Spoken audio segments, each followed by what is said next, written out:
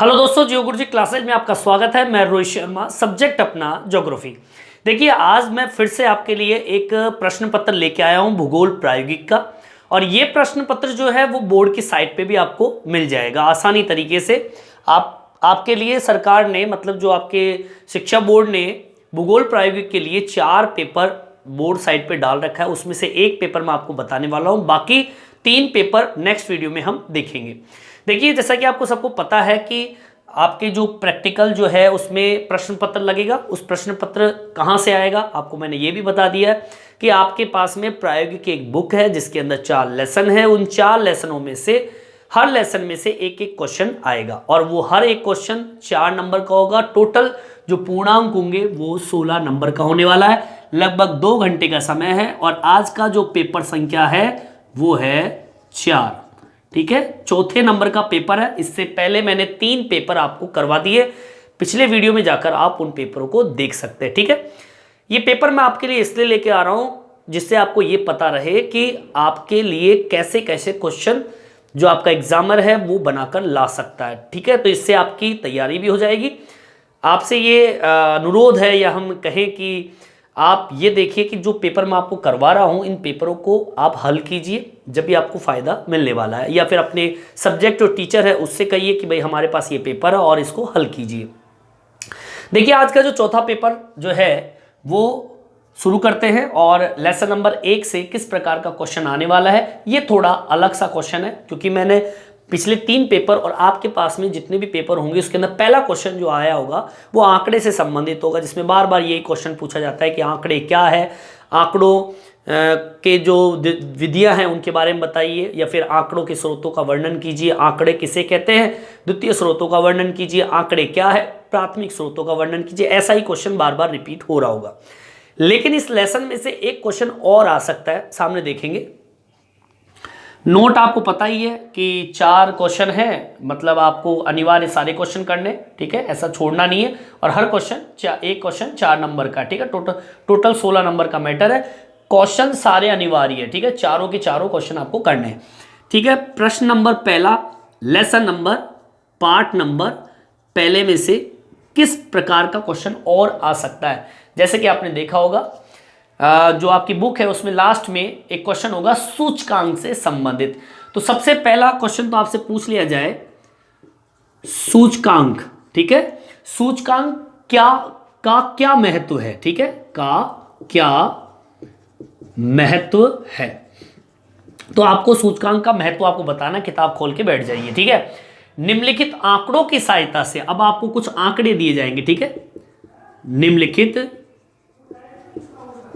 आंकड़ों की सहायता से, ठीक है, आपको आंकड़े दे दिए जाएंगे, उसकी सहायता से आपको क्या ज्ञात करना है, सूचकांक ज्ञात करना है। ठीक है, सहायता से सूचकांक ज्ञात कीजिए। बिल्कुल सीधा सिंपल सा क्वेश्चन है। ठीक है, सबसे पहले तो आपको सूचकांक क्या है उसका महत्व आपको बताना है, फिर आपको जो भी आंकड़े दिए जाएंगे उसके आधार पर आपको सूचकांक ज्ञात करना। मैं बिल्कुल सीधे सिंपल तरीके से आपको बताऊंगा, लेकिन इसके अंदर आगे एक क्वेश्चन और जुड़ा हुआ है जिसमें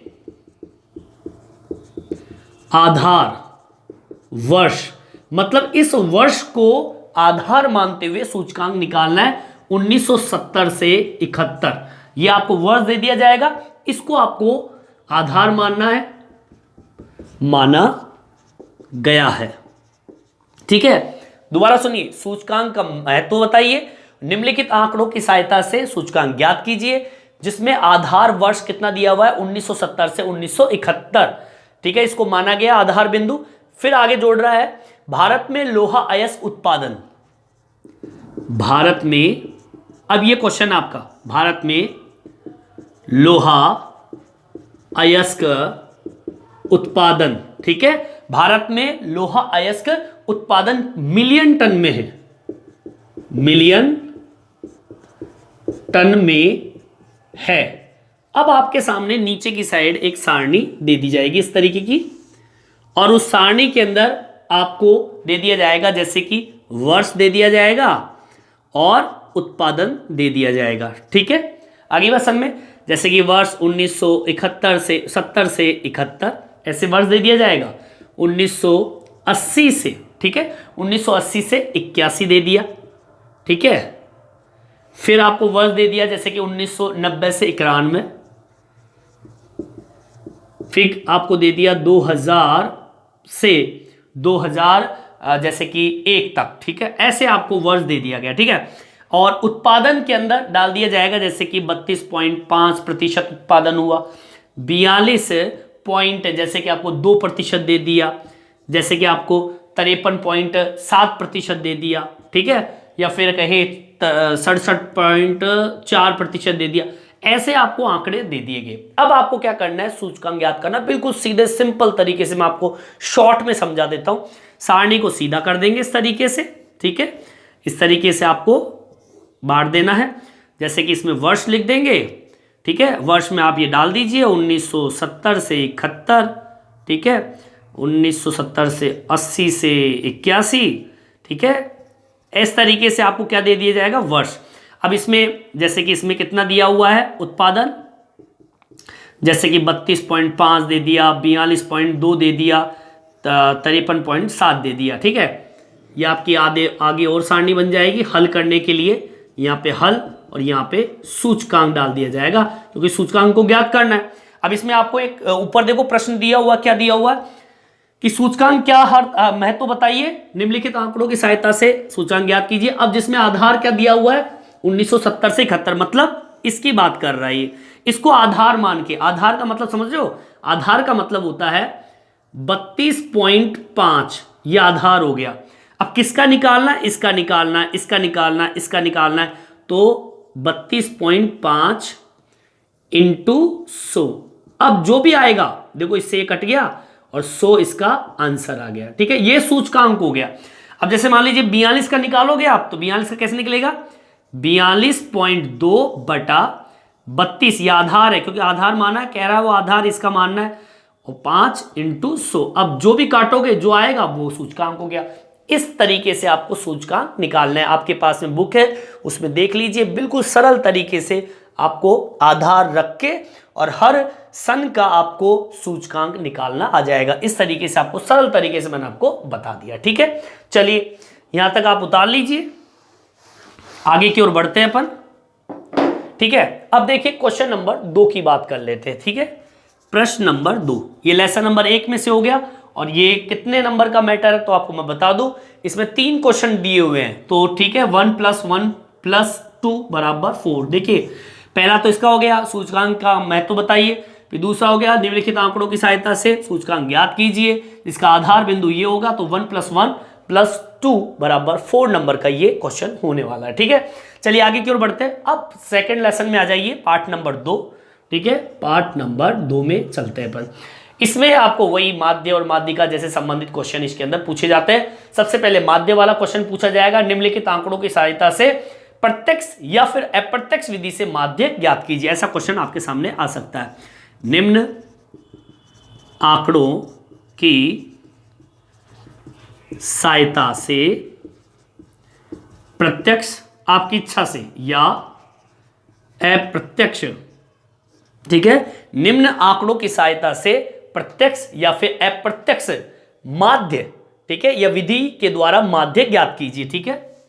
प्रत्यक्ष विधि से माध्य ज्ञात कीजिए। 4 नंबर का ये मैटर होने वाला। इसमें भी आपके सामने एक छोटी सी सारणी आपके सामने दे देगा, माध्य ज्ञात कर लीजिए। बिल्कुल सिंपल तरीके से माध्य दे दिया जाएगा। जैसे कि इसमें डाल दिया जाए, क्या डाल दिया जाए, विद्यार्थियों के प्राप्तांक वर्ग डाल दिया जाए, या परीक्षार्थियों के, ठीक है, परीक्षार्थियों के प्राप्तांक वर्ग डाल दिया जाएगा, ठीक है। और नीचे आपके डाल दिया जाएगा आवर्ती, आवर्ती को जिसे हम कहते हैं एफ डाल देगा। क्या डालेगा, जैसे कि 20 से 30, ऐसे इस तरीके से वर्ग आपके सामने दिए जाएंगे।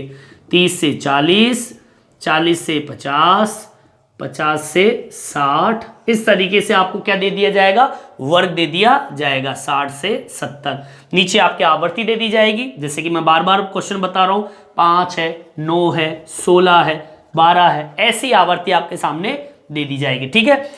ये आपका, अब इसमें से आपको देखो चाहे प्रत्यक्ष विधि से कर लो चाहे अप्रत्यक्ष विधि से कर लो, ऐसा क्वेश्चन आपके सामने डाल सकता है। ठीक है, चलिए यहां तक आपके समझ में आ गया। अब दूसरे नंबर के क्वेश्चन के अंदर ही एक क्वेश्चन आपको अथवा का डालेगा, जिसमें माध्यिका का क्वेश्चन डाल देगा। अब माध्यिका के क्वेश्चन और कैसे हो सकते हैं, प्रश्न कैसे हो सकते हैं, उसकी भी बात कर लेते हैं। यहां तक आप उतार लीजिए, अथवा का क्वेश्चन मैं इसमें डालूंगा, दूसरे नंबर के क्वेश्चन में अथवा का क्वेश्चन हम डालने वाले हैं। यहां तक समझ में आ गया होगा, यहां तक आप उतार लीजिए। देखिए आगे की ओर बढ़ते हैं। क्वेश्चन नंबर 2 का अथवा वाला क्वेश्चन मैं आपके सामने रख रहा हूं। क्वेश्चन कैसे आ सकता है, निम्न आंकड़ों के लिए माध्यिका की गणना कीजिए। लिख दीजिए, निम्न आंकड़ों के लिए माध्यिका की गणना कीजिए। ठीक है, ऐसा क्वेश्चन आपके सामने डाल दिया जाएगा। 1 + 3 = 4 नंबर का ये क्वेश्चन आने वाला है। ठीक है, चलिए इसके लिए भी एक सारणी आपके लिए दी जाएगी इस तरीके से, और आपसे गणना करवाएगा माध्यिका की। ठीक है, ये सारे सवाल हम करवाएंगे बाद में। ठीक है, वर्ग डाल दिया आपके सामने, आवर्ती डाल दी, और एफ आवर्ती। ठीक है, अब जैसे कि 10 से 15 ये क्वेश्चन डाल लीजिए इस तरीके से। ऐसा क्वेश्चन आ सकता है, कई बार बच्चों के सामने ये इंपॉर्टेंट हो जाता है कि हम और कैसे क्वेश्चन बन सकते हैं। ठीक है, तो हमारी बुक में तो सिलेक्टेड है, इतने इतने क्वेश्चन है, तो आपके लिए मैंने बहुत सारे प्रश्न बनाए हैं। जैसे कि 10 से 15 हो गया, 15 से 20 हो गया। ठीक है ना, फिर उसके बाद में क्या 20 से 25 हो गया, एक वर्ग अंतराल के तो। ठीक है, 25 से 30 हो गया। ठीक है, 30 से 35 हो गया। ऐसे आपके सामने वर्ग दिए हुए आएंगे आगे वर्षन में, जैसे कि 35 से 40 हो गया। ठीक है, अब आवर्ती दे दी जाएगी, जैसे कि 4 है, 5 है, 9 है, ऐसी आवर्ती आपके सामने दे दी जाएगी, 10, 10, 12। क्लियर आगे वर्षन में? ठीक है, हल कर देना फिर। ठीक है, क्वेश्चन नंबर 3 आ जाइए, 3 पर आ जाते हैं। क्वेश्चन नंबर 3 के अंदर मैं बार बार लेसन नंबर 3 का ये एक क्वेश्चन है, और बार बार आपने देखा होगा वृत्त आरेख बार बार आ रहा है। ठीक है, क्वेश्चन नंबर 3 में और लेसन नंबर 3 लेसन नंबर 3 का क्वेश्चन नंबर 3 लेसन नंबर 3 का क्वेश्चन नंबर 3 में बार बार आपके सामने वृत्त आरेख का क्वेश्चन आ रहा होगा। हम थोड़ा सा बदल के रखते हैं, क्वेश्चन आ जाए सरल दंड आरेख का क्वेश्चन इसमें डाल सकता है, जिसमें आपको दंड बनाने होते हैं। इस तरीके का आपने देखा होगा, इस तरीके से आपने चित्र भी बनाया होगा, इस तरीके के दंड आरेख आपको तैयार करने होते हैं ना, जो आपने फाइल में भी तैयार किया होगा। अब इसका क्वेश्चन कैसे आने वाला है? ठीक है, एक कारखाने के सीमेंट उत्पादन से संबंधित आंकड़े दिए गए हैं और उन्हीं के आधार पर आपको एक सरल दंड आरेख का निर्माण करना है। क्वेश्चन कैसे लिखना है आपको? एक कारखाना है, एक कारखाने के सीमेंट उत्पादन। ठीक है, एक कारखाना है, उसमें क्या उत्पादन होता है? सीमेंट। उस उत्पादन से संबंधित ठीक है आंकड़े। ठीक है, अब आपको एक कारखाना है जिसमें सीमेंट का उत्पादन होता है, उससे संबंधित आंकड़े आपको दे दिए गए हैं, और इन्हीं आंकड़ों के आधार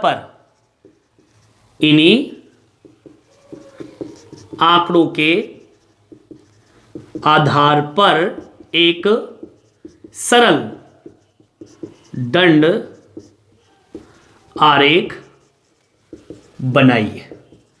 ठीक है, आपने फाइल के अंदर ये सरल दंड आरेख बनाया हुआ है। ठीक है, वैसे ही आपको एक क्या मिलेगा, एक सारणी मिलेगी इस तरीके से। ठीक है, इसमें आपको वर्ष दे दिया जाएगा, यहां पे आपके उत्पादन जो कि मेट्रिक टन में है। ठीक है, उत्पादन की बात चल रही है तो मेट्रिक टन में होगा।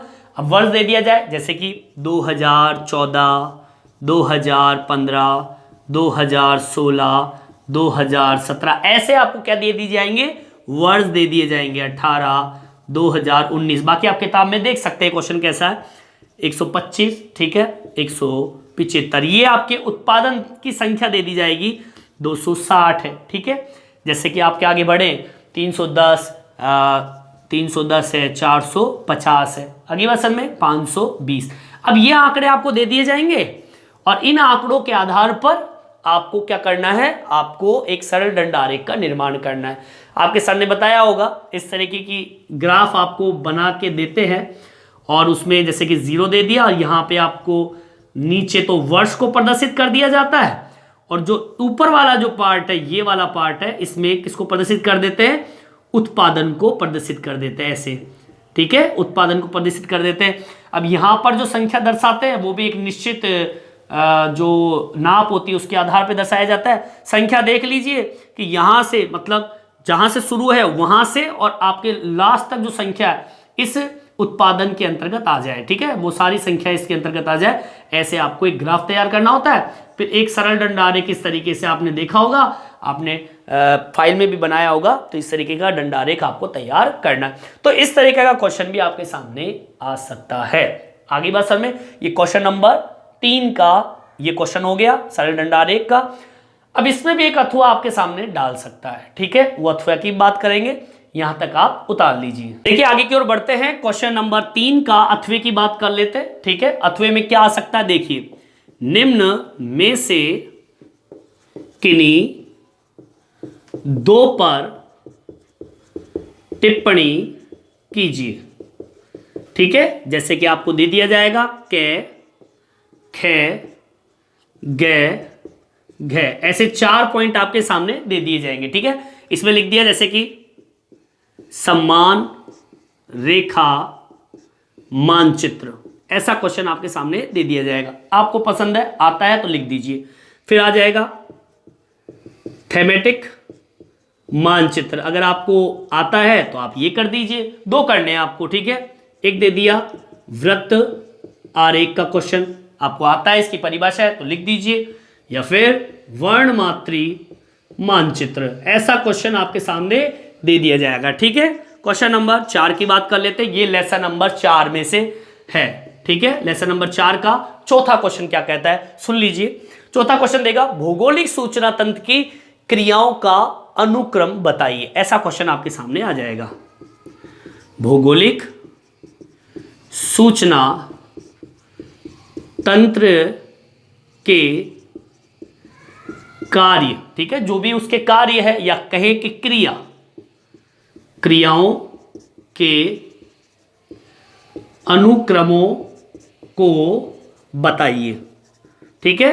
अब लेसन नंबर 4 में ये लिखा हुआ है, बढ़िया तरीके से आप देख सकते हो, मिल जाएगा आपको आसानी से।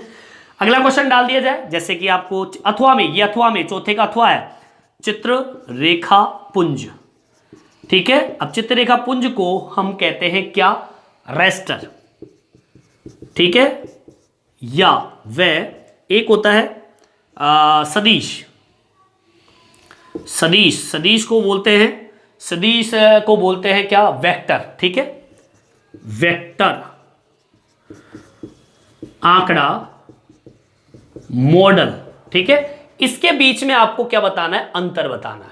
क्लियर, आगे वसन में मॉडल में उदाहरण सहित अंतर। हालांकि ये क्वेश्चन मैंने पहले करवा दिया। हाँ, आपको एक और बात बताऊं, ये चौथे नंबर का लेसन जो है, क्वेश्चन जो है, इसमें बताइए इसके आगे एक क्वेश्चन और जोड़ सकता है। जैसे कि पिछली बार हमारे स्कूल के अंदर एक क्वेश्चन जुड़ा हुआ आया था, मैं बता दूं आपको क्या जुड़ा हुआ आया था। इसमें इस लेसन के अंदर भौगोलिक सूचना तंत्र के कार्य और क्रियाओं के अनुक्रमों को बताइए, साथ में क्वेश्चन जुड़ा हुआ था बफर संचालन पर संक्षिप्त टिप्पणी कीजिए। ये लास्ट में इस लेसन में आपको मिल जाएगा, ठीक है। लिख दीजिए बफर, या ये कहीं बफर ही बोलते हैं, बफर प्रचालन, ठीक है। इस बफर प्रचालन जो स्थिति है, या हम कहें कि एक विधि, या फिर इसके बारे में संक्षिप्त वर्णन करें, ठीक है। ऐसा क्वेश्चन आपके सामने आ सकता है। दोबारा बता रहा हूं आपको मैं, भौगोलिक सूचना तंत्र के कार्य क्रियाकलापों के अनुक्रम को बताइए। इसी के साथ में एक क्वेश्चन जोड़ देगा बफर प्रचालन में, बफर प्रचालन का, ठीक है, संक्षिप्त वर्णन करें, ऐसा क्वेश्चन आपके सामने आ सकता है। फिर इसी में अथवा है चित्ररेखा पुंज, जिसे हम रेस्टर कहते हैं, सदिश, वेक्टर, आंकड़ा मॉडल में उदाहरण सहित अंतर आपको इसके बताने। ये आंकड़ा का मॉडल है, फॉर्मेट है, उसके बारे में आपको तैयार करना है, ठीक है। तो इस तरीके से अपना ये चौथे नंबर का पेपर भी कंप्लीट होता है। मैं बार बार हर पेपर में कुछ चेंजेस क्वेश्चन आपके लिए लेके आ रहा हूं। जैसे कि वृत्त आरेख वाला मैंने बताया बार बार, लेकिन इस बार सरल दंड आरेख के बारे में पूछ सकता है, लेकिन कोई जरूरी नहीं है क्योंकि इसमें अथवा के अंदर भी क्वेश्चन है, तो आप टिप्पणी वाला क्वेश्चन भी आप कर सकते हैं। जो आपको ईजी लगता है उन क्वेश्चनों को आप ध्यान से करिए। ये कोई जरूरी नहीं है अगर वृत्त आरेख का क्वेश्चन आपको नहीं आ रहा है, अगर आपको थ्योरी आ रही है तो थ्योरी कीजिए, ठीक है। जो आपके ABCD में दिया हुआ 4 ऑप्शन 2 दे दीजिए। जिसके अंदर आपको मेहनत ज़्यादा लग रही है उसको छोड़ दीजिए। जिसको लगता है कि भाई ये थ्योरेटिकल वाला क्वेश्चन मेरे को आता है तो आप कर दीजिए। जो आपको ईजी लगता है उस क्वेश्चन पर आप ज़्यादा ध्यान दीजिए, ठीक है। और हर क्वेश्चन 4 नंबर का है, 16 अंक आसानी से आपको मिल जाने वाला है। इन पेपरों को पढ़ लीजिए, कहीं से कुछ नहीं जाने वाला है। हर क्वेश्चन बार बार रिपीट होता है, लेकिन पर भी मैं आपको बता दूं, पहला क्वेश्चन जो है आंकड़ा, आंकड़े से क्या संबंधित है, प्राथमिक द्वितीय आंकड़ों के बारे में बताइए। क्वेश्चन इंपॉर्टेंट है, आता है एग्जाम में। माध्य माध्यिका का क्वेश्चन इंपॉर्टेंट है। माध्य प्रत्यक्ष या अप्रत्यक्ष विधि से ज्ञात कीजिए, और माध्यिका आप सब जानते ही है। बाकी वृत्तारेख वाला क्वेश्चन भी बार बार रिपीट होता है, साथ में रिपीट होता है ये 4 ऑप्शन, ये भी कई बार एग्जाम में पूछा जाता है। साथ में भौगोलिक सूचना तंत्र के बारे में तो कई बार ये क्वेश्चन पूछा जाता है, हर एग्जाम में ये क्वेश्चन बार बार रिपीट करते हैं। बाकी मेरे 4 जो पेपर उसको आप पढ़ के देख लीजिए, हर बार क्वेश्चन आपके बदलते हुए, इनको ही अगर आप रिपीट कर लोगे तो आपका पेपर कहीं नहीं जाने वाला, बिल्कुल सरल तरीके से आपका ये प्रायोगिक होने वाला है। नेक्स्ट वीडियो में पेपर नंबर 5 में आपके लिए लेके आऊँगा, ठीक है। इस वीडियो में इतना ही। ये वीडियो आपको कैसा लगा कमेंट्स करके जरूर बताएं, और मेरे चैनल को सब्सक्राइब जरूर करें जिससे नए वीडियो आप तक पहुंचा सकूं। धन्यवाद।